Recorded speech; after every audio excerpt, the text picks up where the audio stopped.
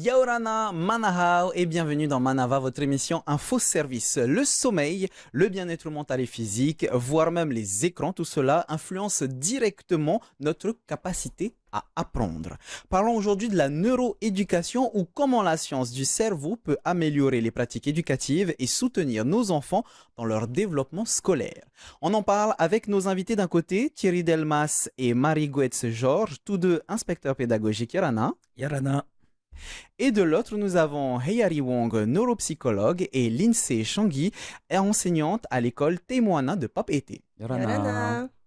On va commencer justement avec Heyari pour savoir c'est quoi la neuroéducation. Oui, un beau sujet aujourd'hui. La neuroéducation, c'est assez simple à comprendre. C'est la mise en corrélation de deux grandes disciplines. La neurologie, le fonctionnement physiologique du corps, du cerveau, et l'éducation. Comment est-ce qu'on peut faire en sorte d'associer les deux pour optimiser l'apprentissage des enfants, tout simplement. Ça consiste à quoi? Ça veut dire qu'on va aller voir dans le cerveau et on va l'ouvrir pour voir comment ça fonctionne ou juste on va mettre en place des choses? On va mettre en place des choses. On a de la chance aujourd'hui, on a plein d'études sur le fonctionnement cérébral. Et bien, c'est se servir de toutes ces données et la compréhension du cerveau pour justement la faire correspondre à l'éducation en soi. Comment on va utiliser toutes ces données pour optimiser les apprentissages.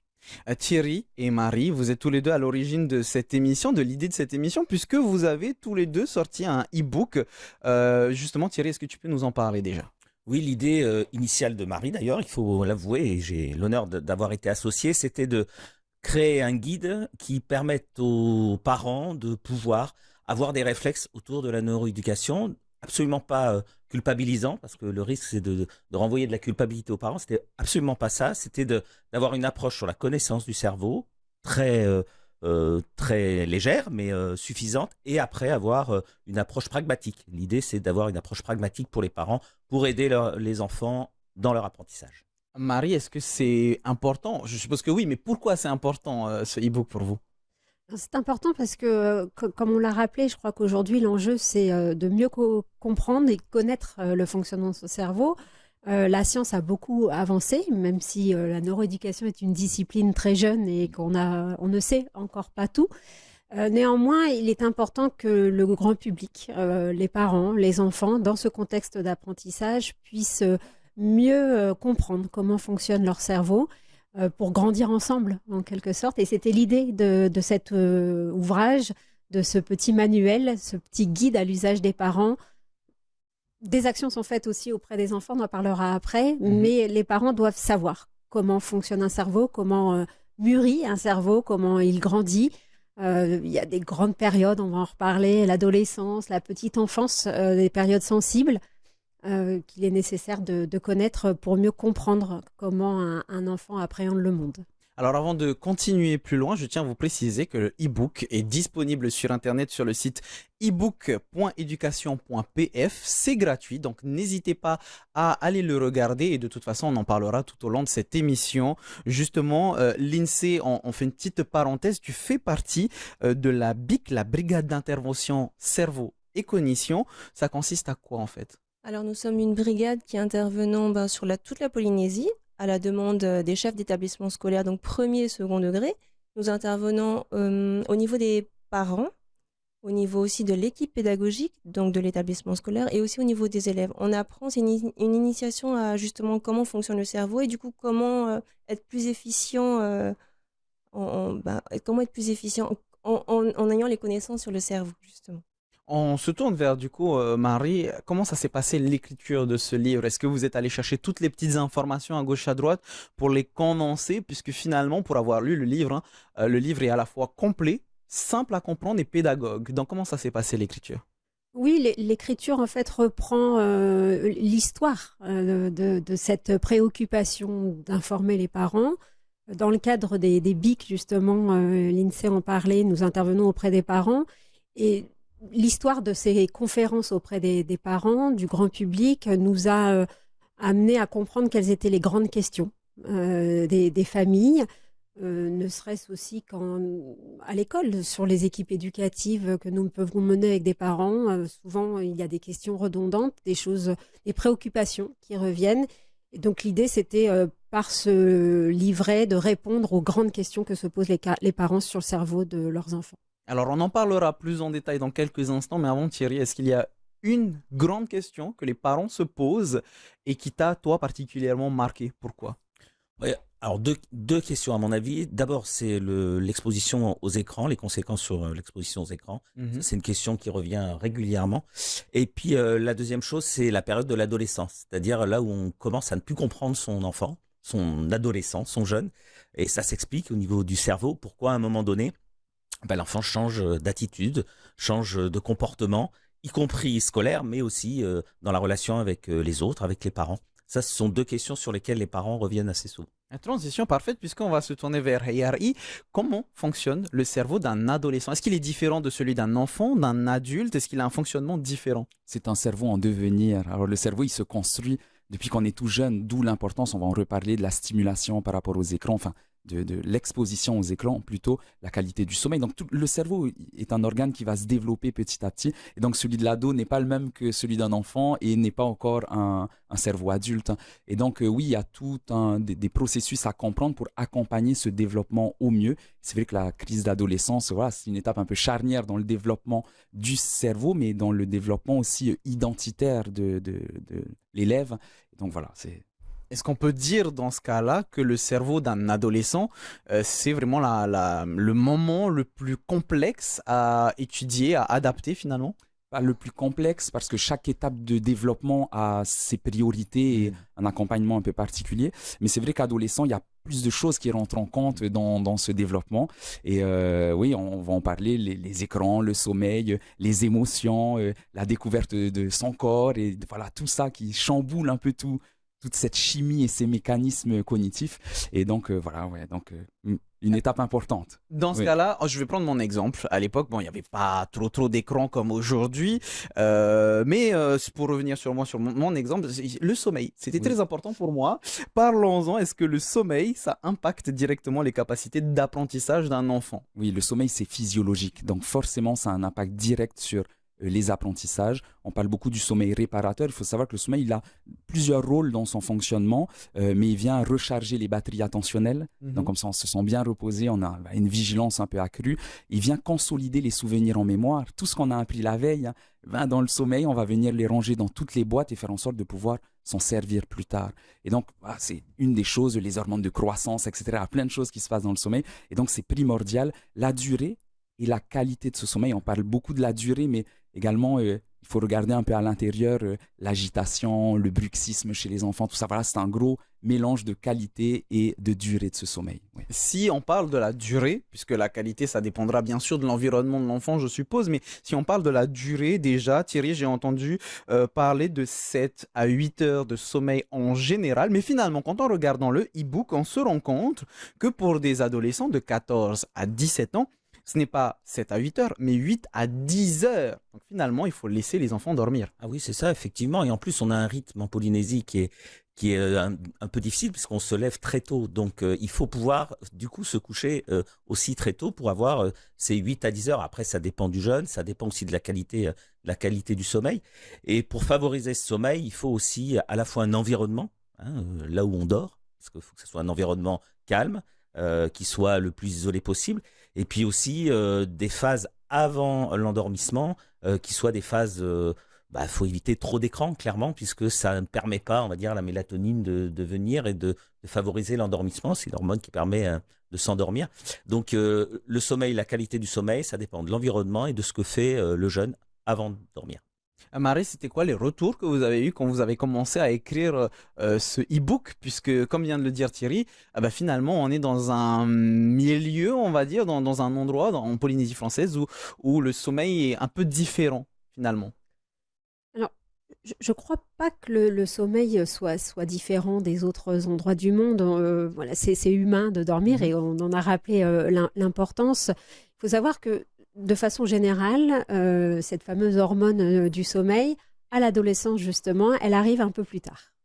Et plutôt que de penser spécificité d'un territoire, je pense qu'il faut penser spécificité d'un âge de la vie. Et être sensible, nous adultes, nous responsables, nous grands décideurs, et que la politique s'en empare. C'est-à-dire qu'il y a une vraie question sur le sommeil de l'adolescent. et des horaires scolaires. C'est-à-dire qu'on sait aujourd'hui, la science nous le dit, la mélatonine arrive plus tard à l'adolescence, elle arrive beaucoup plus tard que les adultes, plus tard que les enfants, c'est une période critique. Et donc un ado n'est pas fatigué le soir, et on le voit hein, d'ailleurs en milieu familial ou scolaire, on les voit souvent sur les écrans tardivement, et le matin avec des difficultés à se réveiller, et ça c'est naturel. Donc, plutôt que de se dire comment aider les ados à dormir plus tôt, à les forcer, à imposer un rythme qui n'est pas le leur, est-ce que ce n'est pas à la société de changer? Est-ce que ce n'est pas à la société de s'adapter et aux établissements scolaires de faire débuter les cours plus tard? C'est intéressant ce que tu dis, vu qu'il y a eu récemment le changement des horaires à l'école, mais c'est un autre sujet. Oui. Si on revient sur les heures de sommeil, on va se tourner vers l'INSEE. Est-ce que toi, tu as déjà eu des témoignages ou est-ce que tu as déjà vu des enfants qui justement avaient des difficultés à apprendre, à se concentrer parce qu'ils étaient fatigués? Ah bah justement, j'en ai une qui habite Papara. Donc, c'est vrai que c'est une élève qui est vite fatiguée, qui essaie de se concentrer au mieux, et ben, du coup, qui porte des lunettes aussi. Mais il faut dédramatiser tout ça. Enfin, on discute avec les parents, on leur dit il faut tant d'heures de sommeil, donc soit vous couchez plus tôt vos enfants pour qu'ils aient à minima la bonne quantité d'heures de sommeil, ou sinon, après, c'est pas. Enfin, voilà. Oui, parce qu'il y a autre chose qui rentre en compte dans ce cas présent, c'est aussi le transport, ça prend du et temps. voilà, je pense que les enfants sont pas loin de. Enfin, les parents travaillent sur la ville, donc forcément, les enfants subissent entre guillemets, quoi. Et ça nous permet de rebondir sur le bien-être, finalement, le bien-être mental. Marie, je reviens vers toi. Dans quel sens est-ce que ça peut impacter l'apprentissage, le fait d'être heureux ou pas? Alors ça, justement, la science nous a beaucoup apporté ces dernières années. On parle aujourd'hui de sciences cognitives hein, pour étudier le fonctionnement du cerveau, mais on parle aussi de sciences affectives et sociales. Et ces sciences affectives et sociales nous ont montré que il y a une petite partie de notre cerveau qu'on appelle le système limbique, qui est un peu le centre de tri de nos émotions, de nos sensations, qui va impacter une autre partie de notre cerveau qu'on appelle plutôt le cortex frontal, qui est plutôt, voilà, comme son nom l'indique, derrière votre front. Et ces deux zones du cerveau interagissent énormément. Et c'est un peu comme deux pilotes d'avion, c'est-à-dire qu'il y en a un qui va prendre la main et puis l'autre qui va perdre la main. Voilà, le but du jeu, c'est d'équilibrer un petit peu ces deux pilotes, hein, comme dans un cockpit d'avion, ils soient d'accord sur la direction. Et voilà, ces deux pilotes peuvent nous jouer des tours, notamment à l'adolescence. Il y en a un qui prend un peu plus la main que l'autre, à des moments différents. Et on sait aujourd'hui que le système limbique a un impact sur la qualité du raisonnement. Les émotions jouent un rôle dans la prise de décision, les émotions jouent un rôle dans l'engagement dans les apprentissages, et on sait même que le stress qui va être généré par un environnement défavorable, on parlera de violence par exemple, peut avoir un effet dévastateur sur le développement de ce fameux cortex frontal. À titre d'exemple, des études ont montré qu'on pouvait avoir une réduction de la masse corticale dans cette zone-là sous l'effet de violence ou d'humiliation dans la tendre enfance. Alors avant d'en parler, je vais me tourner vers Thierry. Ce bien-être, donc on parle vraiment de bien-être, ce bien-être, est-ce qu'il n'est que à l'école ou il se fait aussi à la maison? Est-ce que les parents ont un impact sur ce bien-être? Il se fait d'abord à la maison. Alors c'est un devoir de l'école de donner un environnement favorable aux apprentissages, mais c'est effectivement dans la famille où l'environnement doit être sécurisant. Il faut mettre l'enfant, le jeune, dans un environnement sécurisé. On parlait de violence, mais ça peut être des violences des fois dont on s'aperçoit même pas au quotidien. Ça peut être une mauvaise alimentation, des petites humiliations, une pression trop forte par rapport à des résultats scolaires. Voilà, c'est important que le parent soutienne inconditionnellement son enfant. C'est comme ça qu'il réussira.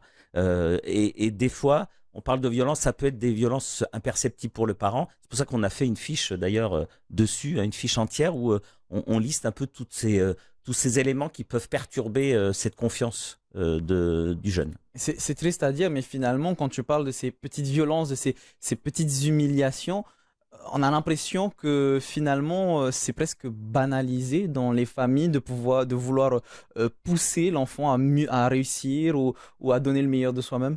Oui, bah, disons qu'on ne peut pas reprocher à un parent de vouloir booster son enfant par rapport à ses résultats, mais il faut savoir comment on le fait.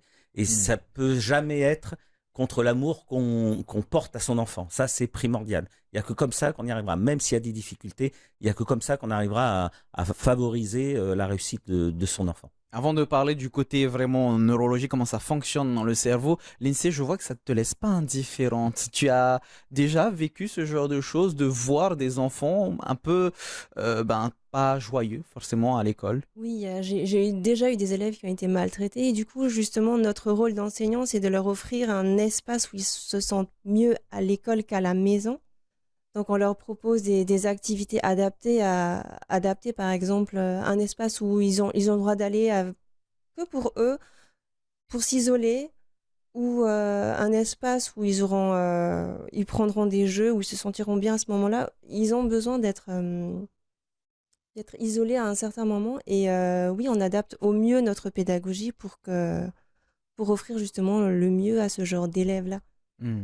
Comment ça fonctionne finalement, toutes ces émotions, donc la joie, la colère, etc., dans le cerveau d'un adolescent, et Harry? Est-ce que c'est un peu comme dans le film Vice Versa, où tu vois toutes les émotions dans le cockpit du cerveau? C'est joli, j'aime bien. Vice versa, ça a été bien fait. Et cette idée de copilote, là, j'aime beaucoup. Le cerveau, c'est beaucoup de réseaux de neurones qui vont communiquer entre eux. Et donc, forcément, oui, le système limbique, nos émotions et toutes les prises de décision, l'attention, tout ça, c'est relié, en fait. Hein. Et donc, oui, ça a un impact majeur. On a parlé de l'attention, des fonctions dites exécutives.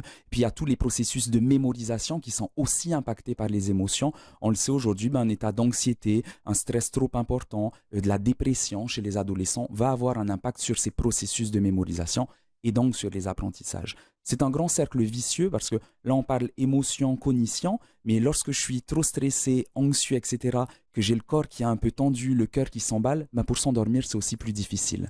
Cercle vicieux entre les émotions, le tonus, la respiration, etc. C'est Donc, un grand tout. Tout est lié Tout est finalement. lié. Et on parlait de, c'est triste à dire, j'aime pas ce mot, mais presque la banalisation de ces petites violences, même des petites humiliations, ça peut avoir un impact sur le cerveau. Oui, parce qu'il y a le bon stress, hein, celui qui nous fait sortir de notre zone de confort, qui engage la motivation, etc. Puis il y a le mauvais stress, celui qui dure trop longtemps. Et donc oui, des petites humiliations, etc., lorsque ça vient un peu fragiliser l'estime de soi, nous remettre en question, etc., on va commencer à avoir tendance à penser qu'à ça, avoir des ruminations, etc. Et c'est ce stress-là qui dure au long terme qui va petit à petit prendre le dessus et modifier notre fonctionnement cérébral et donc nos capacités d'apprentissage. Encore une fois, n'hésitez pas à aller regarder le e-book disponible sur ebook.education.pf puisqu'il y a plein de petites astuces, plein de petits conseils. Et parlons-en justement, Thierry, est-ce qu'il y a des conseils par rapport à ce mal-être que peut vivre un enfant? Comment est-ce que le parent peut l'aider? Oui, alors, bien sûr, de toute façon, la première des choses, c'est le dialogue. C'est-à-dire que, et il faut pas le banaliser pour le coup, cette notion-là, c'est vraiment la possibilité chaque jour de donner un espace de parole, de dialogue avec son enfant. Toutes les statistiques montrent que le temps d'échange avec les parents a chuté avec l'arrivée des écrans, l'arrivée des réseaux. Et c'est quand même une difficulté. C'est-à-dire que si on veut aider son enfant, si on a des éléments qui montrent qu'il y a un changement d'attitude, d'ailleurs aussi l'école peut alerter les parents d'un changement d'attitude, il faut jamais le voir comme quelque chose, d'anormal ou de négatif. Ça peut s'expliquer avec la période de l'adolescence, ça peut s'expliquer par aussi un passage de la vie du jeune avec des émotions amoureux, etc. C'est l'espace de dialogue qui va permettre justement d'éviter la baisse de l'estime de soi et de reprendre de la confiance. Parce qu'il y a effectivement ces deux éléments-là qui vont permettre à l'enfant de reprendre pied dans sa scolarité. Parce que l'objet, c'est aussi qu'il puisse avoir une scolarité classique et normale. On va dire adaptée finalement. Adaptée. Un point très important que tu as soulevé, c'est les écrans. On en parle depuis le début de l'émission, mais on n'y arrive que maintenant, puisque finalement, Marie, tout est en corrélation et les écrans en font aussi partie. Oui, on parlait des écrans, de la fameuse lumière bleue qui peut ralentir, impacter la qualité de l'endormissement. On sait aujourd'hui que les écrans sont extrêmement bien faits. Les jeunes sont sur les réseaux sociaux qui sont alimentés et construits par de grands spécialistes des sciences cognitives et qui savent exactement comment fabriquer le rythme, la luminosité, le son des images qui vont être mises sur ces fameux réseaux sociaux pour que le jeune soit un peu accro. C'est vraiment cette idée d'addiction. On parle d'addiction aux écrans, mais tout est fait pour les rendre malheureusement addicts, ces fameux enfants. Et aujourd'hui, les écrans sont utile pour la société parce qu'on est obligé d'apprendre avec les écrans, on est obligé de vivre avec son temps et le numérique a toute sa place. L'enjeu, c'est d'apprendre à maîtriser ces écrans et d'apprendre à connaître les effets de ces écrans sur notre cerveau. Et c'est l'objectif aussi de la fameuse BIC, c'est d'expliquer aux élèves, aux enfants, aux ados, comment fonctionne leur cerveau quand ils sont réceptifs, quand ils réceptionnent ces images. Finalement, c'est un outil qui peut être à la fois positif comme négatif en fonction de son utilisation. Lindsay, tu as déjà été aussi confronté à des enfants trop sur leur écran qui ont justement une perte de la concentration, de l'attention? Oui, surtout les garçons qui étaient surtout sur Fortnite à un moment donné quand c'était à la mode. Ah, ça balance. Donc on n'entendait que ça et c'était le seul sujet de discussion. Donc c'est comme après, je pense que les parents ont comme leur responsabilité parce qu'il faut leur donner un certain nombre d'heures sur un écran. Et c'est vrai que même si c'était des bons élèves, je le répète quand même, ouais, voilà, c'est plutôt les garçons et les filles en général, c'est plutôt TikTok et je les vois danser et tout. Donc oui, ça veut dire que les parents, là, on a un rôle à jouer. Et les enseignants aussi parce que il faut qu'on leur apprenne à utiliser les réseaux sociaux comme les écrans, mais de façon raisonnable, on va dire. Bien sûr. Comment ça fonctionne dans le cerveau réel? Et justement, on a parlé de quelque chose de très important, c'est ces algorithmes qui te captent et qui t'accrochent et qui te rendent accro et sans t'en rendre compte, tu as passé 3 heures à scroller. Oui, à chaque fois qu'on scrolle, c'est un petit carré de sucre qu'on donne à notre cerveau et le cerveau, il adore le sucre. Et donc, c'est une image pour dire que oui, maintenant les applications ont été créées pour nous rendre un peu accro à ça. Le problème, c'est qu'une forte exposition nous coupe du monde, en fait, finalement. Nous coupe des interactions sociales, nous coupe de la stimulation environnementale. Et donc, ben oui, chez un très jeune enfant, va apparaître des retards dans son développement lorsqu'il y a une forte exposition à ces écrans. Mais parce que tout simplement, le cerveau n'est pas nourri autrement qu'à travers ces écrans. Alors, il y a énormément de choses sur lesquelles on pourrait discuter, puisque le e-book, comme on l'a dit au début, est assez complet et pédagogue. Donc, je vous le répète encore, n'hésitez pas à aller le voir, il est gratuit sur ebook.education.pf.